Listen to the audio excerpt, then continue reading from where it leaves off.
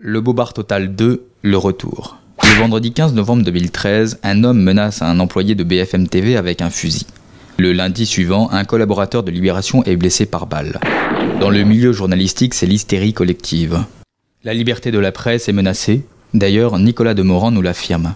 On est témoin horrifié d'un drame. Quand on entre avec un fusil dans un journal, dans une démocratie, c'est très très grave, quel que soit l'état mental de cette personne. Manuel Valls perd toute contenance, parlant de scènes de guerre d'une très grande violence. On pensait cependant que les médias n'auraient pas osé rejouer la litanie des bobards semblables à l'affaire Marat. On était trop optimiste. Les journalistes deviennent alors sensibles à ce sentiment d'insécurité que Libération qualifiait dans ses colonnes en 2010 de fantasme. En attendant de connaître l'identité du suspect, les journalistes veulent faire ressusciter les fantômes du passé.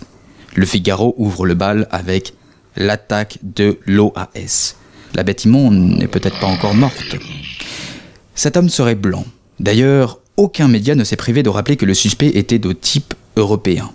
À Boston comme à Toulouse, le tueur était blanc, suprémaciste, loup solitaire de l'intérieur. Nouvel Obs, Le Monde, le Huffington Post avait même critiqué la description d'un éventuel suspect à peau mate. Le mercredi 20 novembre, vers 19 h, le suspect est arrêté et identifié.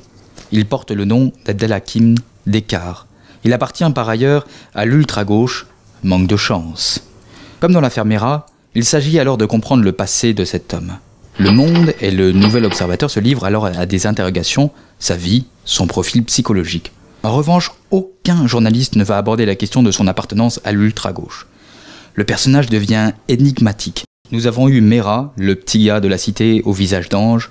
Nous avons désormais Abdelhakim, un fada mystérieux. Le portrait devient presque attendrissant.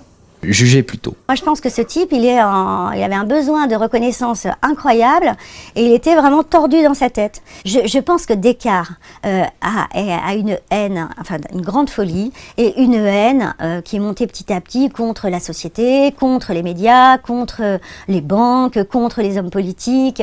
Je pense que c'est une haine globale et un coup de folie, Il a voulu faire une action d'éclat. D'ailleurs, Abdelhakim se prenait pour Nelson Mandela. La presse va reprendre en chœur les propos d'un idéaliste.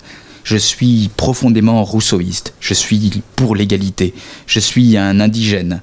Un descendant d'immigrés, un ouvrier algérien, considéré donc comme un sous-homme et un musulman. Pour Patricia Touranchot, journaliste à Libération, Descartes n'est pas un terroriste de gauche, mais un autonome qui a des rêves. Et ce que les journalistes oublient de dire, c'est que les propos définissant le tireur comme un homme énigmatique et repris par tous les médias sans guillemets émanent de son ancienne avocate. Mais pour les journalistes, Descartes n'est pas seulement énigmatique ou tourmenté, c'est aussi un homme inquiet et soucieux du progrès. Comment concilier cette contradiction? D'un côté, c'est un fou qu'il faut soigner, d'un autre côté, c'est un homme qui est tenté par la peur d'un complot fasciste. Un antifasciste peut-il être fou?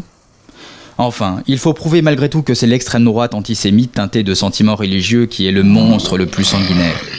Le Monde va alors exhumer l'affaire du racist killer, dont les faits remontent à 1978. Et l'exécution du meurtrier servira de prétexte pour cette tribune. Voilà donc comment les médias de l'oligarchie ont tenté de noyer cette affaire dans un torrent d'informations sans rapport, mais qui pourrait excuser Abdelhakim Dekar.